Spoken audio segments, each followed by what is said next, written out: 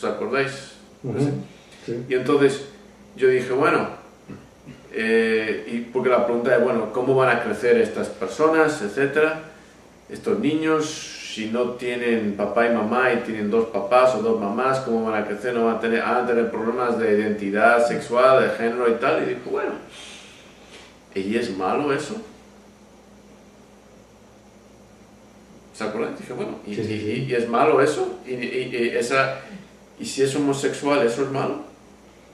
¿En qué sentido es malo? ¿Por qué caracterizamos eso de esta forma? ¿Por qué este hombre?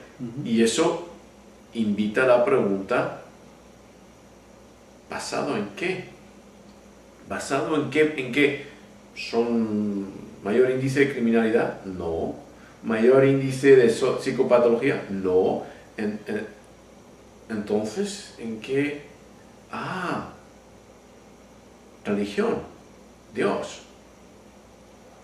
No tiene nada que ver con nada objetivo, con ningún análisis, es simplemente un convenio y las personas no se han dado cuenta de ese convenio.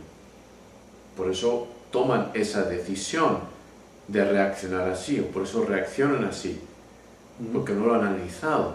Hay que darse cuenta de estos esquemas inconscientes para que seamos bastante libres para tomar decisiones y que estos esquemas no decidan por nosotros. ¿Okay? No tenemos libre albedrío de verdad si no nos damos cuenta de cómo y cuándo esquemas basados en decisiones que otras personas tomaron o basados en creencias que se fueron forjados en ellos y no nosotros. Entonces no tenemos libertad, no hay libre albedrío. Y podemos tomar el ejemplo de Adán y Eva en el jardín del Edén. Dios, y por supuesto, cuando yo hablo de Dios, estoy hablando en términos de parábolas, pero Dios pudo haber quitado de Adán y de Eva la voluntad de querer comer esa fruta. Simplemente ya no quieren tomar. Les podía haber hipnotizado cada vez que piensan en comer esa fruta, vomitan. Pero, y yo he estado en bastantes clases de teología católica, y encima, pues, por otra parte, nieto de un pastor protestante, entonces, en muchas interpretaciones de libre albedrío. Tuvieron la libertad de tomar la decisión de comer o no comer. Y la serpiente juega un papel muy importante, porque inspira en estos personajes la posibilidad de ejercer ese libre albedrío. Si Dios hubiera puesto una cerca alrededor, o si les hubiera hipnotizado, o si hubiera puesto púas en la pera, se supone que es una pera, no una manzana, o así, para formar, que no podían tener acceso, entonces, que supuestamente, pues toda la humanidad seguiría en el jardín de Edén, pero no tendríamos libre albedrío. El punto es que somos seres humanos, o sea, hasta en la teología, antes de que, en ese mito, lo que está tratando de enseñarnos, y como mito es bueno, es universal, que tenemos que tener la libertad de decidir. Pero solo podemos tener esa libertad cuando sabemos qué es lo que nos está influyendo a que tomemos decisiones. Entonces, Eva tuvo la libertad de decidir y decidió y pagó las consecuencias de sus decisiones. De hecho, todos pagamos supuestamente. Ahí es donde... Pero, ¿entendéis? La fuerza de esta parábola, es tremenda la parábola, es tremenda. Dios pudo haber hecho muchas cosas, pero no. Y también creó a la serpiente, ¿verdad? Entonces, la serpiente contribuye al libre albedrío. Y eso es algo muy importante para que esta persona, esta muchacha, empiece a aprender más acerca de sus esquemas, de por qué toma estas decisiones. Sí, tomó decisiones, pero vamos a ver que se va a profundizar mucho más en esa cuestión. ¿Okay? De esta cuestión de, bueno, y esas decisiones las tomaste tú conscientemente de todos los mecanismos que estaban funcionando en ti, operando en ti, todos los esquemas para que te llevaran a tomar esas decisiones. ¿Querías tú de verdad haber apaleado el avispero? ¿Sabéis a qué me refiero? Que le da Sí. Ella pues juega la piñata con un avispero en el libro, Hornet's Nest. Ok. Ella golpea, pero ¿por qué? ¿Por qué lo hizo? Sí, decidió, pero ¿fue una decisión racional o fue una reacción emocional provocada por estos muchachos que la estaban azuzando? Pues provocando, en inglés sería teasing, desafiando, incitando de alguna forma para que ella hiciera eso. Como uno podría decir, no te atreves, lo que hacen muchas veces los niños, es que tienes miedo, no te atreves. Y entonces la persona ya no lo hace porque ha tomado la decisión de que, de verdad quiere hacerlo. ¿Okay? Ahora lo hace porque no quiere quedar mal con las otras personas, que es muy diferente. ¿Por qué Adán comió la manzana? ¿Cómo manipuló la serpiente a Eva para comer de la fruta? Es que los dioses temen que si coméis esto vais a ser tan fuertes, tan poderosos como ellos. Hubo una manipulación ahí que Eva no fue capaz de darse cuenta, ni Adán tampoco, de darse cuenta cómo Eva luego le manipuló a él. Pero bueno, esa es una cuestión muy importante, la toma de decisiones.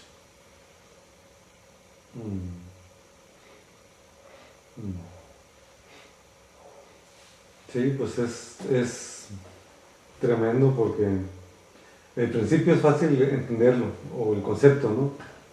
De cómo estamos, nuestros esquemas de alguna manera pues fueron forjados y influyen en nuestras decisiones y se entiende, pero realmente conocer todo lo que uno tiene en sus esquemas que le están motivando a uno a tomar decisiones es un trabajo arduo y largo, Shai. O sea, no es Pues eso es parte de cambiar la identidad. Sí. Una parte fundamental de cambiar la identidad. Ahí habla de la identidad del Zenin. ¿Ok? ¿Verdad? Sí. ¿Es qué? Habla en el capítulo, habla de la identidad del Zenin. Ok, ya. ¿Okay? Y propiedades, aspectos de esa identidad.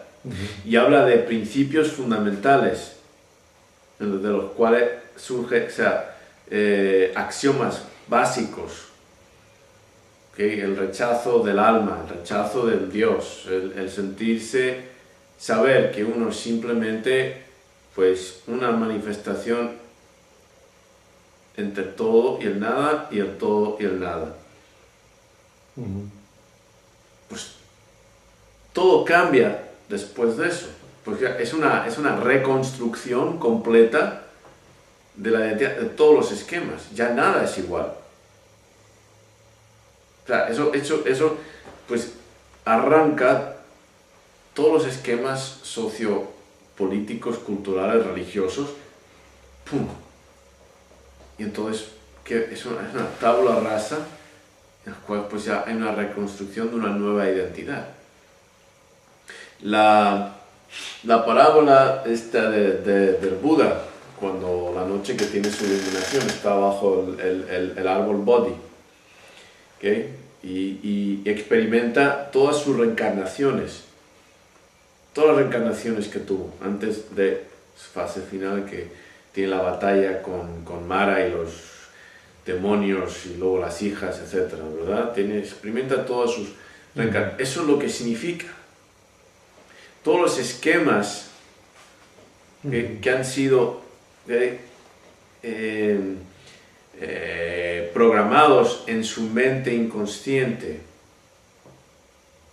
Porque cuando yo hablo de me di cuenta, voy a tomar una decisión pequeña, algo que voy a decir o lo que voy a hacer, me acuerdo, mi padre me dijo esto, me acuerdo cuando mi padre tal. ¿Qué identidad está operando ahí? Mi padre, la identidad de mi padre. Y cuando él hablaba de, sí, su abuelo, su padre, mi abuelo, le decía tal y tal, porque tu abuelo me decía tal cuando estaba en esa situación, entonces, ¿quién estaba operando ahí? ¿Qué identidad? Mi abuelo. Y cuando me hablaba de que su padre, mi abuelo, que se iba con su abuelo a la reserva india a discutir con el consejo y con el jefe por qué había dejado la reserva, que el búfalo ya no va a venir y que etcétera, etcétera, y que, pues, ¿qué identidades están operando ahí? Toda una cadena de identidades, o sea, entonces, vidas anteriores que están operando, ¿okay?, en cada uno de nosotros, reales o imaginarios. Santa Claus, por eso dicen que Dios existe, Santa Claus existe. Pues el mero hecho de que existe aquí ya se manifiesta, se expresa. Somos una conglomeración de identidades que se están manifestando, pero tenemos que darnos cuenta de eso. Si no nos damos cuenta de eso, tienes razón, no hay libre albedrío. No hay libre albedrío. ¿Cuántas personas no expresan a lo largo de su día, de sus vidas, propaganda cultural, social, política, no sé qué, de su cultura, y no se han puesto a de verdad analizarlo, religiosa, no se han puesto a... ¿Cuántas personas dicen, la Biblia dice, ¿lo has leído? No, es que mi pastor dijo, ok. Y luego vas al pastor, ¿lo has leído completo? No, pero fui a estudiar y oí. Es el libro más citado y menos leído de la historia. Y después el Quijote es el otro. Es increíble la gente que da por la vida, que es toda una civilización que se basa en sus esquemas de moralidad, conducta, decisiones, en un libro que nadie ha leído. Que nadie ha leído. Porque yo me divierto mucho cuando la gente va y le saco algo de la Biblia y digo, ¿saben de qué es esto? No, pues es de la Biblia. ¿Qué? ¿La Biblia dice eso? Sí, la Biblia dice muchas cosas. ¿Cómo es posible que digan eso? Pero eso, ¿cómo es? Eso no tiene nada que ver con los cristianos. Cristo y el cristianismo nunca se encontraron. No tiene nada que ver uno con el otro. Pero para eso hay que ilustrarse. Vamos a cambiar de cinta. Por eso toman esa decisión de reaccionar así, o por eso reaccionan así, porque no lo han analizado. Hay que darse cuenta de estos esquemas inconscientes para que seamos bastante libres para tomar decisiones y que estos esquemas no decidan por nosotros. ¿Okay? No mayor índice de criminalidad, no. Mayor índice de psicopatología, no. Entonces, ¿en qué? Religión, Dios. No tiene nada que ver con nada objetivo, con ningún análisis, es simplemente un convenio y las personas no se han dado cuenta de ese convenio. ¿Os acordáis? Sí. Y entonces yo dije, bueno, y porque la pregunta es, bueno, ¿cómo van a crecer estas personas, etcétera? Estos niños, si no tienen papá y mamá y tienen dos papás o dos mamás, ¿cómo van a crecer? ¿No van a tener problemas de identidad sexual, de género y tal? Y dijo, bueno, ¿y es malo eso? Tenemos libre albedrío, de verdad, si no nos damos cuenta de cómo y cuándo esquemas basados en decisiones que otras personas tomaron o basados en creencias que se fueron forjados en ellos y no nosotros. Entonces no. ¿Se acuerdan? Dije, bueno, ¿y es malo eso? ¿Y si es homosexual, eso es malo? ¿En qué sentido es malo? ¿Por qué caracterizamos eso de esta forma? ¿Por qué este hombre? Y eso invita a la pregunta, ¿basado en qué?